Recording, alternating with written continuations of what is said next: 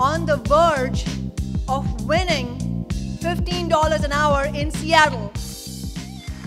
Sisters, brothers, comrades, I know it's late, but I hope this will be worth our time together so that I can share our experience with you from Seattle. The theme of the Left Forum this year is Reform and Revolution. We know that revolution or building a revolutionary movement requires mass movements. Mass is the operative word here, the key operative word. And so that means that we on the left have the responsibility of initiating and organizing movements that can electrify a mass number of people. And that inevitably needs revolutionaries to engage in movements that will fight for radical reforms. And what we have shown in Seattle last year and this year so far, that it can be done.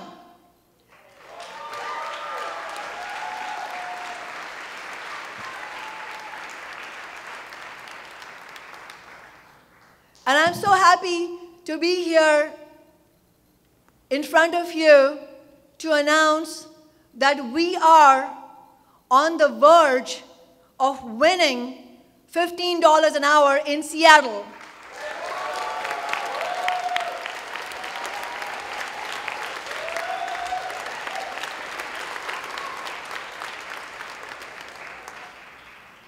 New York Magazine ran an article about our work in Seattle and said, how did this thing of $15 an hour come about? Where did it just spring from out of nowhere and completely take over the politics of Seattle? And really, we should be standing here, first of all, saluting the fast food workers of Manhattan that walked out in November of 2012.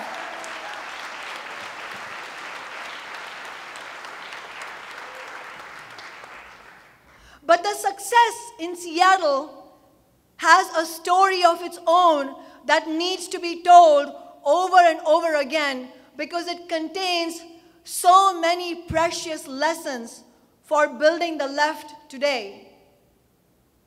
While the fast food workers had the courage to call for $15 an hour, I don't think that when they went out on the streets on that cold November day, they knew what was going to happen.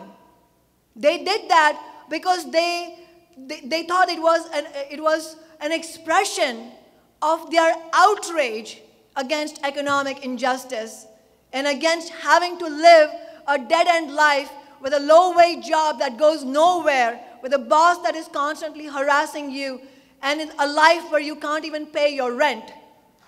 But what we have done in Seattle is shown that if the left would care to seriously analyze events and have a finger on the pulse of the American consciousness, you know that there are demands, political demands out there that are emerging from this wasteland of capitalism that we can center movements around and build and rally hundreds, thousands, tens of thousands of people around them.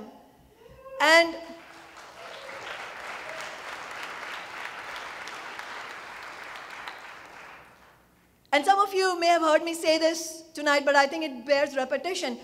And this has a special significance for me as an immigrant in the United States. You know, and particularly an immigrant from a poor country. I'm from India. And often I hear, especially the liberal intelligentsia in the United States, the white liberal intelligentsia often tell me, well, you know, Americans aren't ready for mass social movements yet because things haven't gotten bad enough. Things need to get worse before people will move into political action. I think we have to be clear that while there is definitely a relationship between the social conditions that create the frustration and dissatisfaction and the willingness of people to move into political action, it is not a linear or a complete relationship. What has been missing, as a matter of fact, the most important thing that has been missing has been, on the left, for decades, a taste of victory.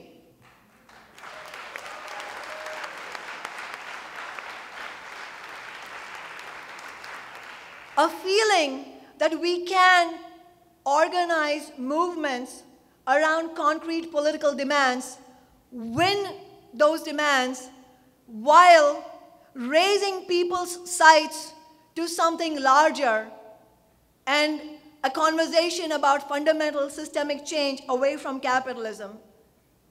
And as Professor Davis said, that transformation should not be posed in the abstract. It's a transformation from capitalism to socialism.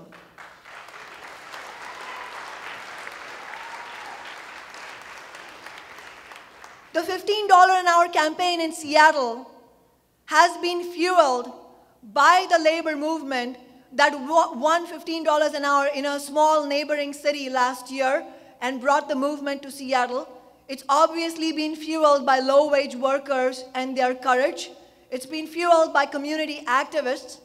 But the backbone of the success that we are going to have in Seattle has been our victory in installing a socialist and a working class voice in Seattle City Hall. And I wanted to give you all a glimpse of what it means to have a genuine voice for the working class in a government.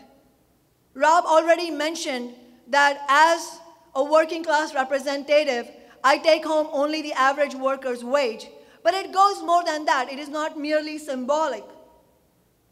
It was like Professor Harvey was talking about the alienation, the deep alienation that especially youth feel from politics. How do we draw them in? The conventional wisdom is that the only way you can pose the left, in contrast to the Democratic Party, is by having milquetoast demands and a very mild approach to electoral politics, being willing to take corporate money because you need money to fund your campaign. Well, let me tell you, the secret is to throw that conventional rule book out the window.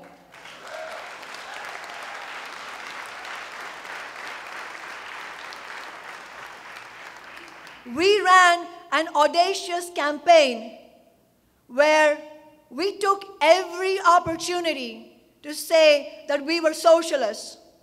Even though the Seattle City Council races are nominally nonpartisan, we called out the rest of the City Council as a Democratic Party-dominated City Council, because we have to convey the clarity that if you are living in a city where the cost of housing is skyrocketing, public education is crumbling, you don't have facilities for health care, to deal with homelessness and other social services, then who are you going to blame?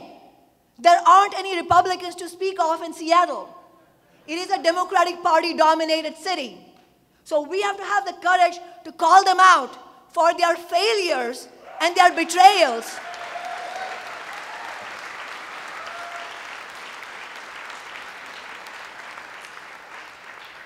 But again, you can't do that and stop there. You have to provide an alternative to that kind of politics. And we are doing that. We did that in the campaign by not taking a penny of corporate cash, by not seeking Democratic Party endorsements,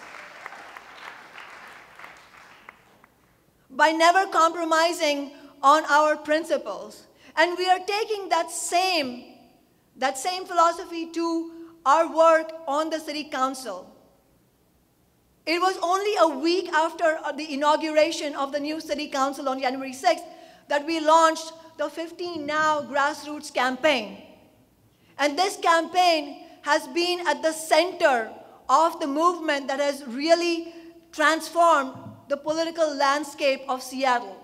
We've had neighborhood action groups everywhere in this city where people, and very few of them are members of Socialist Alternative, people who are looking to make a difference, who are looking to get involved in some political fight back against the system, are so excited to get involved. And this 15 Now didn't come out of nowhere.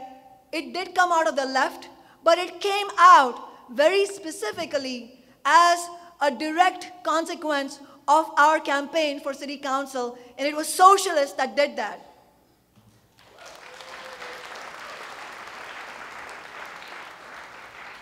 I want to talk about the 15 Now campaign primarily, but I want to also give you a glimpse of what else we are doing in the city council. Our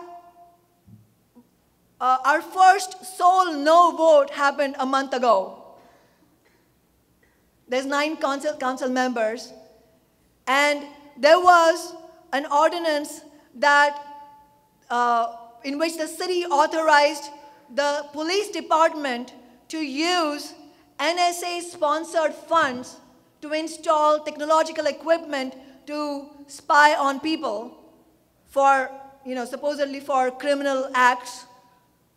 Not a single Democrat had the courage to stand against it.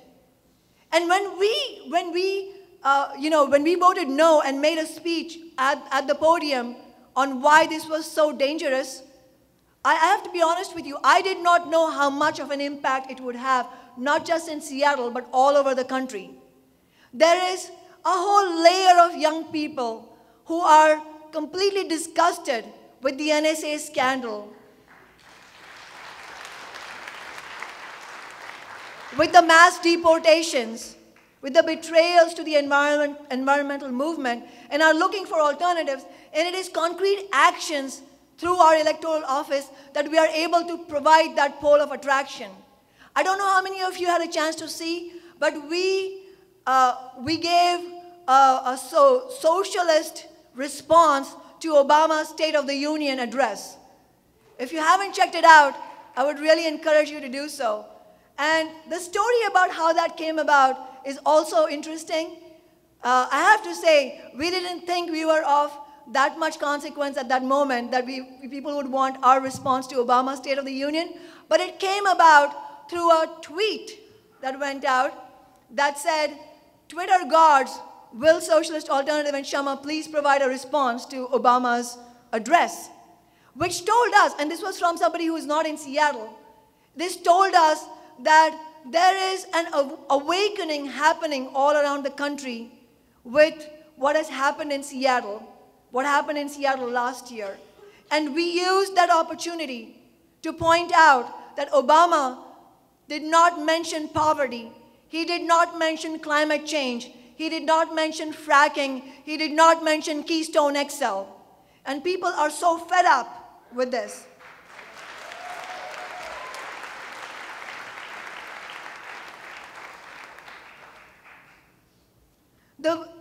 The $15 an hour ordinance that is about to pass is going to be a huge boost to the standards of living of the working class in Seattle. 100,000 workers are going to be lifted out of poverty over a 10-year period, and I'll talk about the period as well in a few minutes. Roughly $3 billion will be transferred from the hands of businesses to the bottommost workers of the city.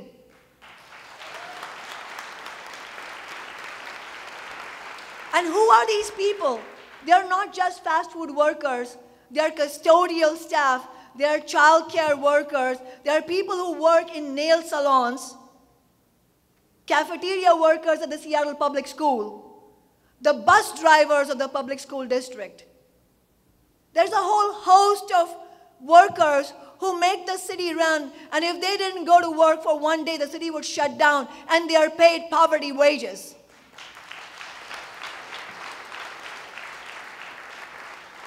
I appeal to you all to think about the enormity of this victory, how historic this is. Last year, when we were calling for $15 an hour, there was a corporate media blackout. There was not a single mention of our campaign or anything. And now, there is virtually, hardly a day goes by without a mention of the $15 struggle in the local newspapers. And we have national and international attention. What we have done is forced business to swallow the idea of increasing the wage substantially. And I say swallow because they hate it. They hate that idea. But what's happened in Seattle is a massive shift in consciousness around wages, and that did not happen automatically. Obviously, it is latent among the working class because the conditions compel them to realize the failures of the system. But to draw it out, you need an organized movement. And that's what 15 now has done. And we have forced business into a corner where even though they hate it, they have to accept it because they don't have a choice. Just to give you a sense of how magnificent this public mandate shift has been, a recent poll found that 70% of Seattle supports a straight-up hike of wages to $15 an hour. A newspaper, a local newspaper, The Stranger, wrote this about that poll. If minimum wage opponents weren't already shedding bricks, they're in for an awfully uncomfortable bowel movement. That is the power of mass opinion, because it's hard for businesses to go out and say, you know what, I'm against 15 because I just hate the idea of paying my workers a decent wage. And if I could tell you the stories that I have heard due to my dubious privilege of being able to talk to them as a council member, if I could tell you the things that businesses said, it would be stomach-turning. But I'll just include one quote where a restaurant owner, when he was brought to the table by the mayor to discuss $15 an hour, the first sentence he uttered at the first meeting was, and I apologize for my language in advance, I'm fucking furious that I have to sit here and discuss $15 an hour. You want me to pay 15 to these young kids? And a lot of the condescension is focused on young workers. These kids, they come out of nowhere. They come in, they want a job. I have to teach them how to hold a toilet brush. I have to teach them how to cut a tomato. And you want me to pay them 15? And the labor movement and myself were saying, yes, it's their right.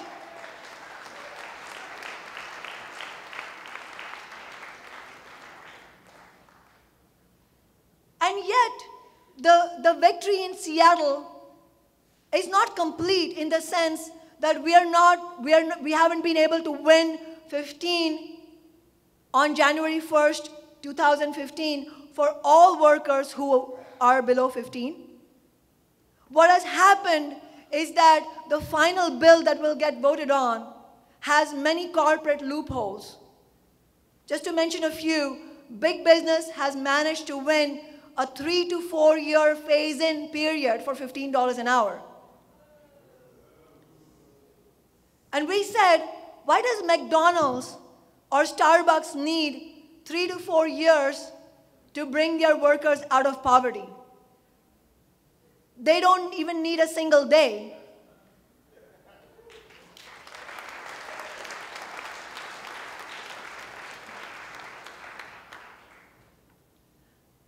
There's another loophole called tip credit. I don't know how many of you know what that means. It means that tipped workers get a sub-minimum wage. There is a temporary tip credit. Restaurant owners have been successful in carving out that loophole. There is an inordinately long phase-in. That's where the 10-year period comes from. So if you're 30, you're going to be 40 years old before you actually see an end to your own poverty. We have rejected all of these loopholes, but the fact that they have gone through demonstrate to us not that it is not possible to win a complete victory, but that the quality of the victory is an outcome of the balance of forces. It is class struggle, and the only way we are going to win bigger gains for the working class is if we fight for it and we build stronger, more powerful movements than we have been able to so far.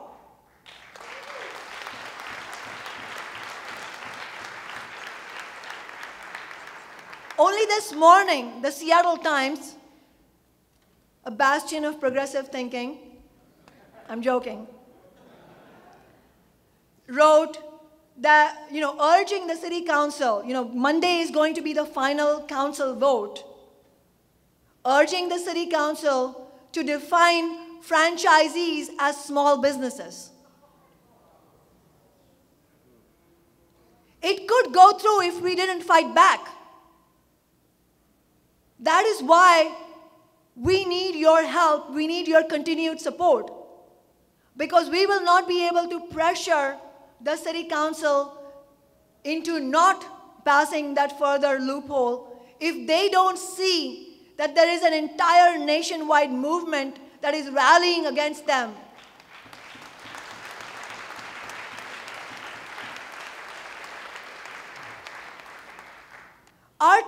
Our immediate tasks are very clear.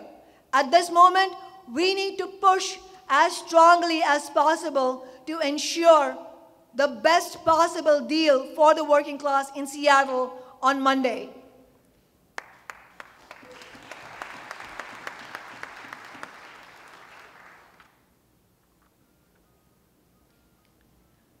But it is not just about Seattle. And this is where I am appealing to you all to recognize your responsibility jointly with us in Socialist Alternative in Seattle. We have a responsibility right now to spread the 15 Now movement everywhere in the country, because young activists everywhere are looking to Seattle and asking the question, how did this thing happen in Seattle? What can I do to make it happen here? What is that secret? What is the secret to build a movement in my own city? And that is a shared responsibility we all have resting on our shoulders on the left. This is not an exclusive responsibility or prerogative of myself or of Socialist Alternative or of 15 Now in Seattle. This is a responsibility that we all share. And the biggest mistake the left could possibly make right now, is failing to recognize that things are changing. We need to shake off the cobwebs of pessimism right now, because young people need us to.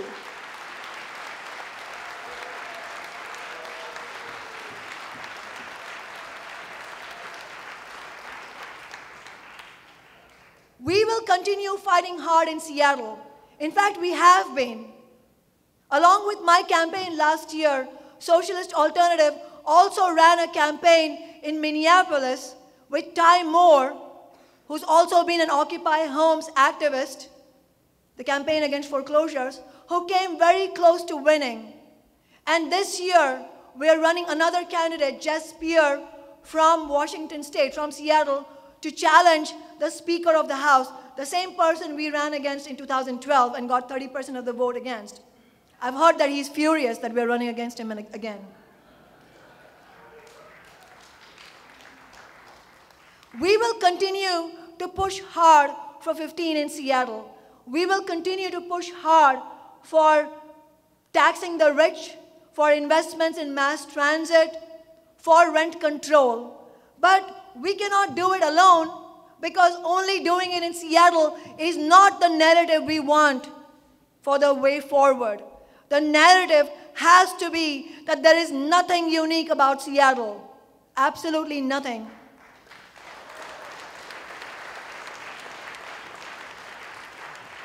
This can be done everywhere, because everywhere there are people who are disenchanted with the system and are looking to get involved. The left as a whole has to do it.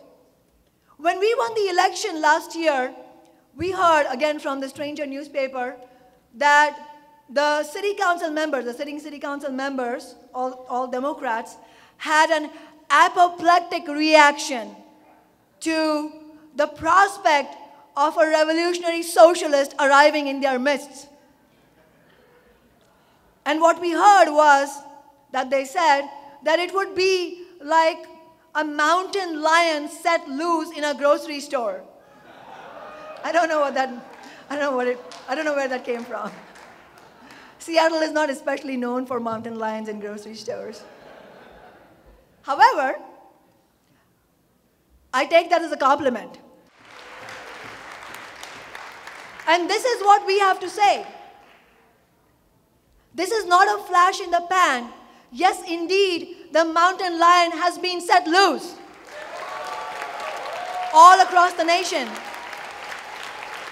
And you're not going to be able to put it back because the left is determined to build its forces against this enormous crisis of capitalism.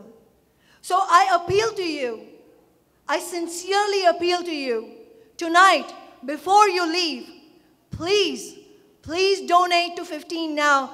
It is not just the workers in Seattle that rely on you. It is workers all across the nation that rely on you. And indeed, it is workers all across the world that rely on you. Because at this moment, everybody around the world is looking at Seattle and wondering what the hell is happening in the belly of the capitalist beast. And if the working class in the global seat of capitalism can have the courage for a bold fight back, imagine the inspiration it sends to workers everywhere, workers in countries that have been the laboratory of imperialism. It is our duty, our job to do this, not just for our workers, but workers all across the world. Please show your solidarity to everybody by doing this today. And I have my solidarity to you. Thank you.